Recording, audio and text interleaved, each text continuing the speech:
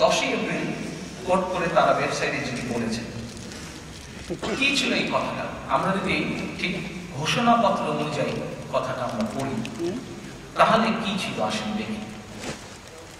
সেখানে লেখা ছিল অনেকগুলো লেখা, ঘোষণাপত্র তো বড় হবে, অনেকগুলো লেখা। আমি এক্সাক্ট একটা জায়গার মধ্যে আমি একটা জায়গার মধ্যে চলে আসছি। কি এতটা দৃঢ়ভাবে ঘোষণা ও সিদ্ধান্ত করিতেছি যে সংবিধান, এটি কিন্তু 10 এপ্রিল, তখনও বাংলাদেশ স্বাধীন হয়নি, যুদ্ধ শুরু হয়ে গেছে। মুজিবনগর যে সরকার তারা এই খসড়াটি রেডি করেছে, তখনও একটি খসড়া, এটি একটি স্বাধীনতার ঘোষণাপত্র, বাংলাদেশের সংবিধান তখন রচিত হয়। সেজন্য তারা এইভাবে কথাগুলো বলছে, এত দ্বারা দৃঢ়ভাবে ঘোষণা ও সিদ্ধান্ত করিতেছি যে সংবিধান প্রণীত না হওয়া পর্যন্ত শেখ মুজিবুর রহমান প্রজাতন্ত্রের রাষ্ট্রপতি থাকিবেন এবং সৈয়দ নজরুল ইসলাম প্রজাতন্ত্রের উপরাষ্ট্রপতি থাকিবেন। আপনারা যদি খেয়াল করে থাকেন কি বলেছে, সংবিধান রচিত না হওয়া পর্যন্ত। আচ্ছা, এটি হচ্ছে 10ই এপ্রিল 1971 সাল। শেখ মুজিবুর রহমান 16 ডিসেম্বর দেশ স্বাধীন হলো। শেখ মুজিবুর রহমান 1972 সালে 10ই জানুয়ারি বাংলাদেশে আসলেন। 12ই জানুয়ারি উনি সরকারের একটি পদ গ্রহণ করলেন। আপনাদের কি মনে আছে উনি কি পদ গ্রহণ করেছিলেন? জি, আচ্ছা। এখন আমরা যদি এই ঘোষণাটা বা এই খসড়াটা, যেটি মুজিবনগর সরকারই খসড়াটি তৈরি করেছিল, ওখানে কি আছে, সংবিধান প্রণীত না হওয়া পর্যন্ত Sheikh Mujib president, Tajuddin vice president, Syed Nazrul Islam vice president থাকিবেন বলা আছে। Sheikh Mujib president, Syed Nazrul Islam vice president থাকবেন সংবিধান গঠিত না হওয়া পর্যন্ত। শেখ মুজিব আসলেন 10 তারিখে, 12 তারিখে প্রধানমন্ত্রী হয়ে গেলেন। দেশে কোনো সংবিধান নেই। শুধু কিন্তু আমরা কি বলতে পারি না শেখ মুজিব স্বাধীনতার ঘোষণা দেননি? শেখ মুজিব প্রমাণের ভিত্তিতে শেখ মুজিব স্বাধীনতা ঘোষণা বলতে গেলে হয়তো জানিনি। আমরা কি এখন এটাও বলতে পারি না যে শেখ মুজিব যে এসে প্রধানমন্ত্রী হয়ে গেলেন উনি একজন অবৈধ প্রধানমন্ত্রী ছিলেন? 72 সালে শেখ মুজিব এসে যখন প্রধানমন্ত্রী হয়ে গেলেন, আজকে তার কন্যা যেভাবে অবৈধভাবে নির্বাচিত, শেখ মুজিব সেদিন প্রধানমন্ত্রী হয়ে গেলেন, যেভাবে আজকে শেখ হাসিনা জোর করে দেশের প্রধানমন্ত্রী হয়ে আছে।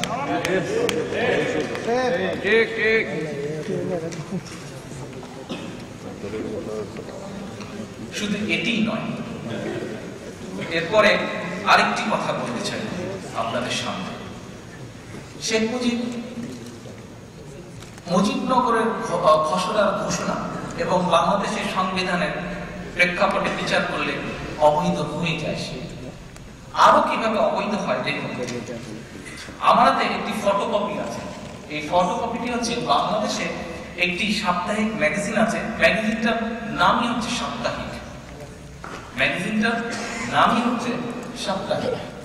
এই সাপ্তাহিক ম্যাগাজিনের একটি সংখ্যাটি হচ্ছে 28শে অক্টোবর 2010। 28শে অক্টোবর 2010। এখানে ডক্টর কামাল হোসেন, যে কামাল হোসেন শেখ মুজিবের সাথে ওই কয়েক মাস পাকিস্তানের জেলে বন্দী ছিলেন। এই কামাল হোসেন শেখ সাহেব ফিরে আসার সময় একই ফ্লাইটে বাংলাদেশের শেখ সাহেবের সাথে গিয়েছিলেন। এই কামাল হোসেন পরবর্তীতে ফরেন মিনিস্টার ছিল। এই কামাল হোসেনের নিজের মুখের সাক্ষাৎকার। কি সেই সাক্ষাৎকারটা? দেশে ফেরার জন্য উনি বলছেন, ডক্টর কামাল হোসেন এক সাক্ষাৎকারে জানিয়েছেন, সাপ্তাহিক 2010-এর 28শে অক্টোবর ডক্টর কামাল হোসেন এক সাক্ষাৎকারে জানিয়েছেন, দেশে ফেরার জন্য মুজিব ও কামাল হোসেন পাকিস্তানি পাসপোর্ট তৈরি করেছিলেন 1972 সালের জানুয়ারি মাসে।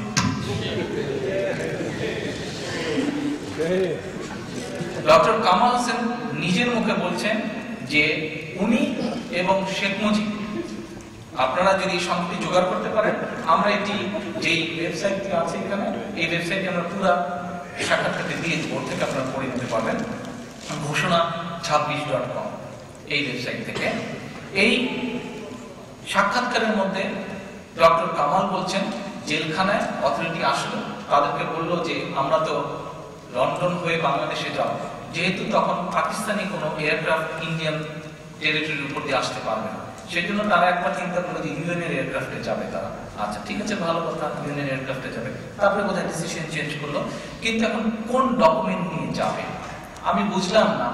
একজন ব্যক্তি যার নামে এত বছর বলা হলো যে স্বাধীনতার ঘোষণা করেছে, সে যে ছোটবেলা থেকে বলে স্বাধীন বাংলাদেশের স্বপ্ন দেখত, সেই ব্যক্তি ইউএনের এয়ারক্রাফটে বাংলাদেশ আসার কথা চিন্তা করতে পারলো, কিন্তু ইউএনএ ট্রাভেল ডকুমেন্ট না নিয়ে সে পাকিস্তানি ডকুমেন্ট নিয়ে বাংলাদেশে আসলো।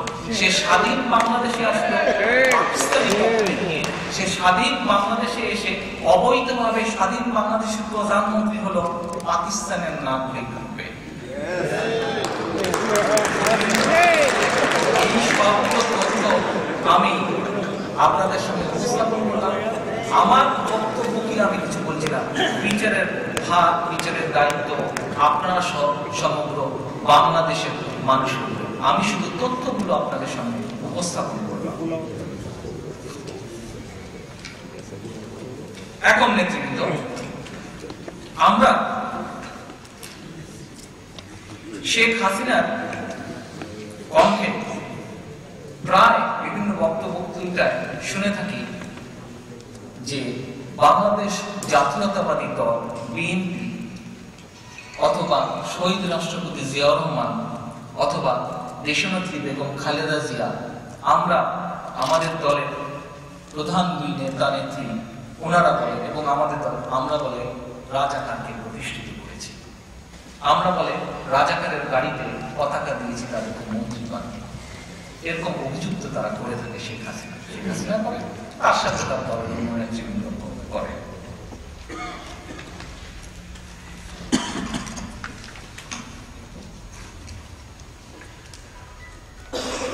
মৌলানা নুরুল ইসলাম নামে এক ব্যক্তি আওয়ামী লীগের নমিনেশন পেয়ে 1996 সালের নির্বাচনে জয়ী হয় জামালপুর থেকে। জামালপুর মৌলানা নুরুল ইসলাম, জি মৌলানা নুরুল ইসলাম 1971 সালে জামালপুর সরিষাবাড়ি এলাকার রাজাকার কমান্ডার ছিলেন। শেখ হাসিনা কিন্তু তাকে শুধু নমিনেশন দেয়নি, নমিনেশন পাওয়ার পরে সে নির্বাচিত হলো এবং তাকে ধর্ম প্রতিমন্ত্রী শেখ হাসিনা আসেন। তার নেতৃত্বে রাজাকাররা ওই এলাকায় মুক্তিযুদ্ধ বিরোধী সকল কর্মকাণ্ড পরিচালনা করত। এই যে নুরুল ইসলামের নেতৃত্বে দৃশ্যপট 71 একটি বই আছে, 21 শতকের রাজনীতি ও আওয়ামী লীগ গ্রন্থ। এই বইয়ের 45 নম্বর পৃষ্ঠায় যদি আপনারা যান, এই রাজাকার সম্পর্কে সকল তথ্য আপনারা পাবেন। বাংলাদেশের ইতিহাসে আওয়ামী লীগই প্রথম যারা একজন তালিকাভুক্ত, শেখ মুজিবের সময় যে রাজাকারদের তালিকা করা হয়েছিল এবং যেই কজনের বিচার হয়েছিল, এই নুরুল ইসলাম হচ্ছে ওয়াজ ওয়ান অফ দেম, যার বিরুদ্ধে সত্যিকার ভাবে রাজাকার আইনে সত্যিকার ভাবে রাজাকার হিসেবে মানে অফিসিয়ালি যার বিরুদ্ধে এলিগেশন আছে, কেসেস আছে এবং বিচার হয়েছিল। যতটুকু মানে 18 মাস সে বলে জেলে হয়েছিল। আচ্ছা, শেখ হাসিনার বাপ যাকে রাজাকার বলে, শেখ হাসিনার বাপ যাকে শেখ মুজিবুর রহমান যাকে রাজাকারের আইনে বিচার করলো, 18 মাস জেল খাটলো, তাকে শেখ হাসিনা মন্ত্রী করলো, তাকে শেখ হাসিনা এমপি বানালো। আমরা ওই বিতর্কে যেতে চাই না, তবে এটা হচ্ছে স্বাভাবিক সেন্সের ব্যাপার বা ইতিহাসের ব্যাপার বা তথ্যের ব্যাপার। হ্যাঁ, আমরা দেশের ঐক্যের স্বার্থে শহীদ জিয়া বা দেশনেত্রী বেগম খালেদা জিয়া অন্যান্য দলের কিছু ব্যক্তিবর্গকে ক্যাবিনেটে নিয়েছিলেন, মন্ত্রিসভায় সদস্য হিসেবে নিয়েছিলেন। তাদের কারো বিরুদ্ধে শেখ মুজিবের সময় বা শেখ হাসিনার অন্য শাসনামলেও তাদের কারোর বিরুদ্ধে শেখ মুজিবের সময় অফিসিয়ালি রাজাকারের আইনে বিচার হয়নি, তারা জেলও খাটেনি। তাহলে কি দাঁড়ালো? রাজাকারের গাড়িতে যদি জাতীয় পতাকা দিতে হয়, এইটা সবচেয়ে প্রথম শেখ হাসিনা করেছে, জিয়াও করেননি করেনি, বিএনপি করার প্রশ্নই আসে। কত কন্ট্রোভার্সিয়াল কাজ এবং কত কন্ট্রোভার্সিয়াল কথা শেখ মুজিব করেছে, শেখ হাসিনা করেছে, আওয়ামী লীগ করেছে। বিচার ইতিহাস আসেন। শুধু এটি না, রাজাকারের বংশ বিস্তার যদি আমরা দেখি, এত রাজাকার নিয়ে কথা হয়, রাজাকারের বংশ বিস্তারও যদি হয়, সেটি দেখেন শেখ হাসিনার ফ্যামিলি বা তার দলের মধ্যে থেকে হচ্ছে। কিভাবে? ইঞ্জিনিয়ার খন্দকার মোশাররফ হোসেন ইনি হচ্ছেন শেখ হাসিনার আত্মীয়। তিনি শান্তি বাহিনী গঠন করে মুক্তিযোদ্ধাদের হত্যার জন্য হানাদার বাহিনীদের প্ররোচিত করেন। দৃশ্যপট ৭১ শতকের রাজনীতি ও আওয়ামী লীগ এই বইয়ের ৪৫ নম্বর পৃষ্ঠায় বলা হয়েছে, শেখ হাসিনার বেয়াই ইঞ্জিনিয়ার খন্দকার মোশাররফ হোসেন ও তার পিতা নুরুল ইসলাম নুরু মিয়া ফরিদপুরের কুখ্যাত রাজাকার ছিল। এটি আমাদের বইয়ের রেফারেন্স সূত্র দেওয়া আছে। নুরুল ইসলাম ওরফে নুরু রাজাকার, তিনি শেখ হাসিনার বেয়াই খন্দকার মোশাররফ হোসেনের পিতা নুরু মিয়া ফরিদপুরের কুখ্যাত রাজাকার ছিলেন। ২০১২ সালের ২১শে এপ্রিল ফরিদপুর জেলা আওয়ামী লীগ নেতা হাসিনার সাথে বৈঠক করেন। এ সময় তারা এলাকার কুখ্যাত নুরা রাজাকারের ছেলে শেখ হাসিনার রাজাকার বেয়াই মোশাররফের প্রসঙ্গটি তোলেন। তখন শেখ হাসিনা বলেন, সুধীবৃন্দ একটু যদি খেয়াল করেন শেখ হাসিনা কি বলেছিল। শেখ হাসিনা তখন বলেন, ফরিদপুরের রাজাকারের তালিকায় ১৪ নম্বরে, খেয়াল করুন ফরিদপুরের শেখ হাসিনার লেখা, ফরিদপুরের রাজাকারের তালিকায় ১৪ নম্বরে নুরু মিয়ার নাম থাকলেও তিনি যুদ্ধ অপরাধী ছিলেন না। নুরু মিয়ার অপকর্মের খতিয়ান, মুক্তিযুদ্ধের প্রেক্ষাপট, ব্যক্তির অবস্থান বইয়ে বিস্তারিতভাবে তুলে ধরা আছে। আপনারা যদি, আমি যেহেতু বড় করতে চাই না সেই জন্য আমি আর বিস্তারিত আনলাম না, আপনারা নিশ্চয়ই উৎসাহ ভরে এই তথ্যগুলি পড়বেন, জানবেন এবং মানুষকে জানাবেন, আমি অনুরোধ করব। আসেন,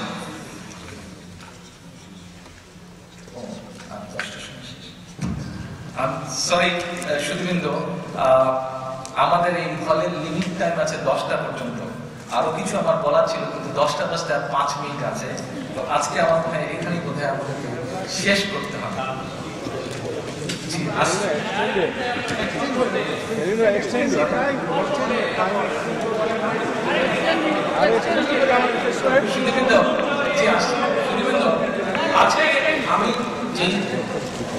আজকে আমার এখানে আসা, আপনাদের সাথে মিলিত হওয়ার কয়েকটি উদ্দেশ্য, তার মধ্যে একটি উদ্দেশ্য হচ্ছে যে আপনারা নিশ্চয়ই পত্রিকাও দেখেছেন, পড়েছেন, জেনেছেন হয়তো মানুষকে, যে গত রমজান মাসে বিএনপির ইফতার পার্টিতে আমি দেশ এবং দেশের মানুষ সম্পর্কে বলেছি। আজকে এখানে অনেক বক্তা দেশ এবং দেশের মানুষের সম্পর্কে ডেফিনেটলি আমার এবং আমার দলের পরিকল্পনা, কিন্তু শুধু একই সাথে আরেকটা উদ্দেশ্য ছিল আজকে এখানে আসা, যে আপনাদের সাথে পরিচিত হওয়া। বিকজ যখন ইনশাআল্লাহ ভবিষ্যতে সুযোগ আসবে, এই কমিউনিটির মধ্যে অনেক প্রতিভাবান মানুষ আছেন যারা বাংলাদেশি, যারা দেশের জন্য অবদান রাখতে সক্ষম হবে। এবং আমার দৃষ্টিতে আজকে বক্তাদের মাঝে কয়েকজনকে আমি আজকে পেয়েছি। আমি বিশ্বাস করি যে ইনশাআল্লাহ ভবিষ্যতে যখন সুযোগ আসবে তাদেরকে আমরা কাজ লাগাবো। তবে সুধীবৃন্দ, আজকে মেইন যে আমার উদ্দেশ্যটা ছিল, আমি আগেই বলেছি সুধীবৃন্দ, যে আপনারা সমাজের বিবেকের মতো, আপনারা যারা আজকে এখানে এসেছেন আমন্ত্রিত হয়ে, আপনারা সমাজের বিবেকের মতো, আপনাদের চিন্তা, আপনাদের চেতনা, আপনাদের ভাবনা সমাজকে সামনে এগিয়ে নিয়ে যেতে সাহায্য করে, সহায়তা করে। আপনাদের চিন্তা, আপনাদের চেতনা, আপনাদের ভাবনা সমাজকে ঠিক করে কিন্তু আজকে আমি যে সত্য পাত্রগুলো আপনাদের সামনে উপস্থাপন করি, এগুলো দিতে আপনাদের সামনে অনুরোধ থাকবে যে এই তথ্যগুলো নিজেদের মধ্যে রাখবেন না, এই তথ্যগুলো আমরা দেশ এবং জাতির স্বার্থে আগামী প্রজন্মের স্বার্থে সকলের কাছে একই সাথে এখানে আমার বাংলাদেশ জাতীয় দলের নেতা আপনাদের উদ্দেশ্য আমি বলবো, আমরা যে তথ্য জানতে পেরেছেন, আপনারা যেহেতু আজকে তথ্য জানতে পেরেছেন, আপনাদের এই বিষয়টি সেটি হচ্ছে শহীদ রাষ্ট্রপতি জিয়াউর রহমান হচ্ছেন আপনাদের অবজ্ঞা করার মতো বিষয়।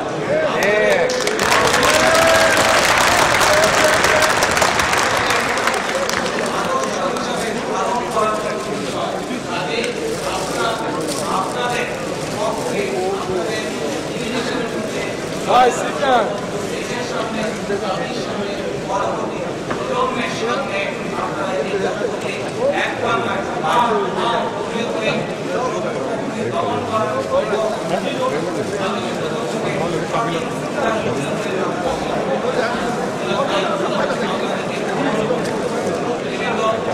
শেষে আমি আপনাদের সকলকে এবং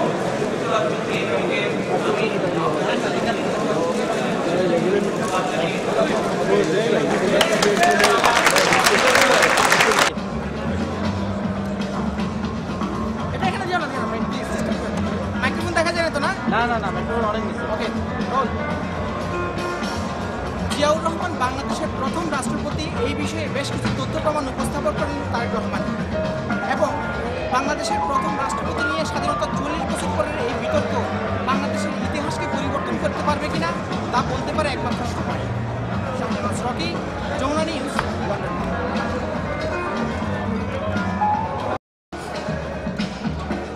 জিয়াউর রহমানই বাংলাদেশের প্রথম রাষ্ট্রপতি, এই নিয়ে বেশ কিছু যুক্তিতর্ক ও তথ্য উপস্থাপন করেন তারেক রহমান। তার এই বক্তব্য স্বাধীনতার 40 বছর পরের ইতিহাসকে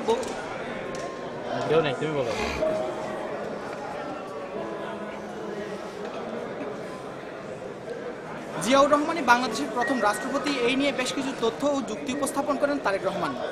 স্বাধীনতার 40 বছর পরে এসে বাংলাদেশের ইতিহাস পরিবর্তন করতে পারবে কিনা তার এই বক্তব্য তা বলতে পারবে একমাত্র সময়। Shahnawaz Rocky, Jamuna news, London.